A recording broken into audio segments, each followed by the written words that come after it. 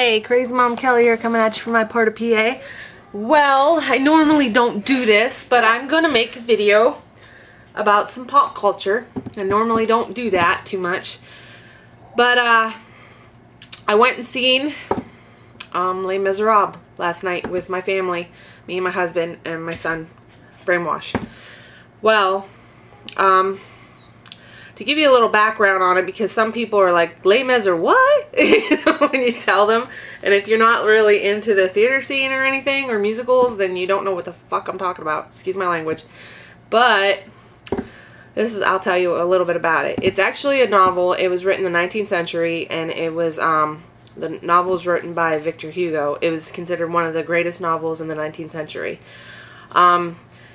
It takes place, centering around after the French Revolution of June 1832.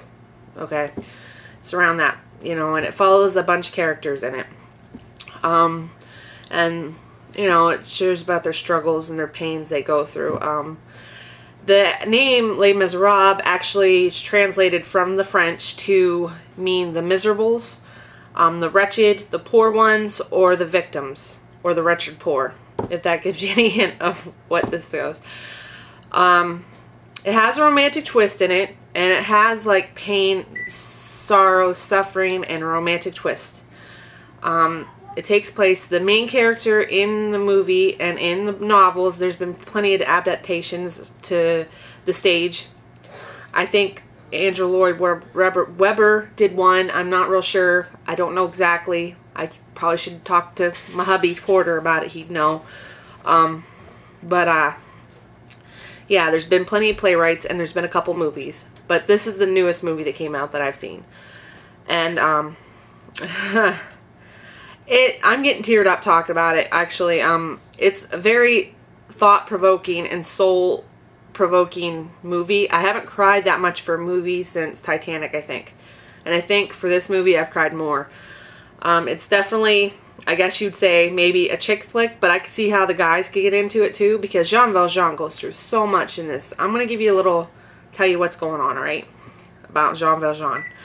Okay, he's an ex-convict. Well, he's a convict when you first see him in the beginning of the movie, and he's going through some things. All he did, though, was steal a loaf of bread to try to feed his sister's family, because they were dying. They were starving to death. So he stole a loaf of bread, and he got caught.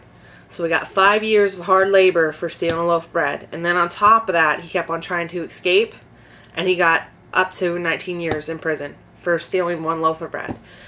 And his nemesis in this is, his name is Javert. Javert. And he's a guard. He's just trying to do his duty, but he's like psycho cop. Like, psycho cop. Yeah. You know what I mean? He's Inspector Javert, and he won't relent on Jean Valjean ever. You know, Jean, I can't speak French. I'm sorry, people. Anyway. Alright, Jean Valjean actually finally gets his walking papers, and he tells him, I'm like, why does it say that I'm a dangerous convict? Because Javert's saying, this is going to say, on the left here, itinerary in his papers, it says that he's going to have, it's always going to say that he's a convict, a dangerous convict, so, you know, he's not going to have a life. He's just going to be one of the wretched poor because of this. He won't be able to better himself ever. And Jean Valjean's like, I only stole a loaf of bread. And then he goes through and tells what happened, why he got more years than that. Anyways, he finally gets free. And he's denied work. He's denied place to stay and sleep. I mean, he's getting the shaft. Really. Seriously, he's getting the shaft. People are like ignorant to him, and they're just giving him the shaft. Okay?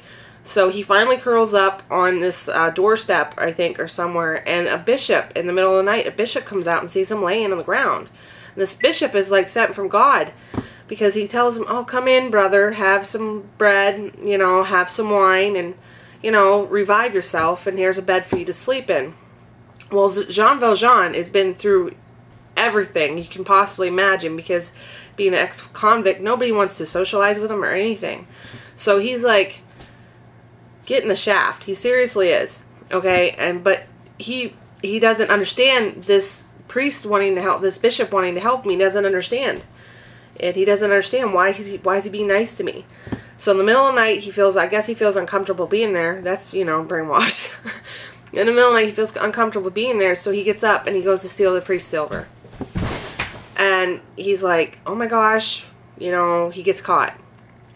Well, when the police bring him back to the bishop's like, he said, you know, the police told the bishop, you know, oh, well, he said he had nerve to say that you gave this to him.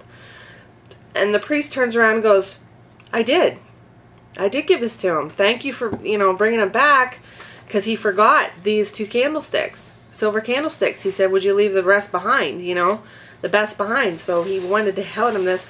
The police goes, and he said, thanks the police for their service, and he blessed them when they leave. And he's telling Jean Valjean, with this silver, you must become a better man, and I saved your soul for God. And that, after that, Jean Valjean is like, in the book, it differentiates a little bit. It always does. It tells about a little bit more that he did after that. But then he always comes back to the priest and realizes, hey, you saved me. If it wasn't for you, I'd be back. You know, it would be a repeated offense. I'd be back. It's hard labor. And he goes to change. And this is about his change and what he goes through. And there's a list of characters that follow. There's Poor and Fantine. There is Cosette. There is the Thénardiers, which are total asses. I mean, they're asses in the sense of Morgan, are you okay? Alright, well, that's what my take is. I mean, like I said, I bawled my eyes out. And it's like one of those movies where you bawl, but at the same time, it shows you the human condition. It shows you how you can rise above shit if you just hold on and have something to believe in. And it's just like, wow. You know, the whole time, it's like you're bawling, but you're like, wow. You know? Alright, well, I'm going to get Brainwash's take on it. Morgan. What? Brainwash, how'd you like the show? It was sexy. It was sexy. Very sexy. How would you say, why would you say sexy? Because there's a lot of war and I like it. Oh, okay. See, if it's even for guys, there's a lot of war and fighting in it, and you like it. And there's escape and cop chases, and yeah. There's no cop chases. Yeah, there is. Javert chases Jean Valjean for like how many years? Think about it. And when they're but it doesn't show it. Yeah, it does. It just shows them in a church going, oh. No, it doesn't. It shows. No, it doesn't. It shows he covered up his eyes in a couple parts because he did. He covered his eyes up. There's a few gross parts. Yeah, he's a little boy, so you can imagine what he thinks the gross parts are. But yeah, when Fantine dies. Oh, I'm sorry, I spoiled it. But anybody that knows about Les Miserables, Fantine dies. No, he doesn't. No, she doesn't. Yeah, she does. Don't spoil the movie. No, she doesn't. Well, anyways, when she's in the hospital, I should say, Jean Valjean and Javert meet up. And Javert finally realizes that's the guy he's been looking for the 8 years. So he goes and he chases him down. And chases him through the hospital. You know, and, you know, chases him. So there's, yeah, it's a little bit of car chase, romance. It's about the human condition. I'm going to actually read the book. Like I said, it was Victor Hugo. You can get it on Kindle. My husband has it on Kindle right now. But that's my take on Les Miserables. I hope you enjoyed this episode of Crazy Mama Kelly and Brainwash Huck. These are the new candles I did. New candles. They're sexy. Shamrock. Oh, Morgan, stop. That's my new word. That's your new word. That's sexy. my new word. Okay. And here's a skull. Kind of reminds me of Les Miserables, actually. So, thanks for watching. If you haven't subscribed below, go ahead. Blessed be and take care. And if I can get a couple new characters on to my show, I would. So, blessings all. Peace. Who's gonna be